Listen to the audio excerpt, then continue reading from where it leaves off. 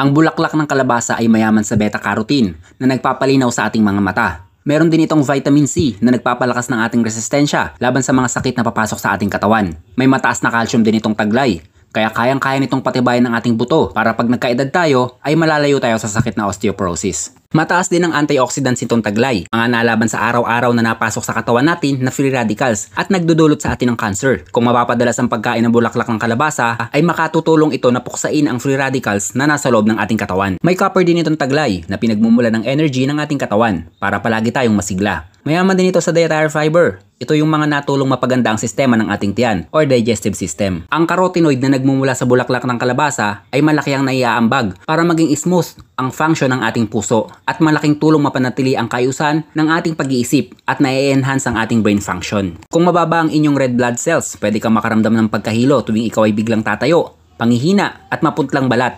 Ito ay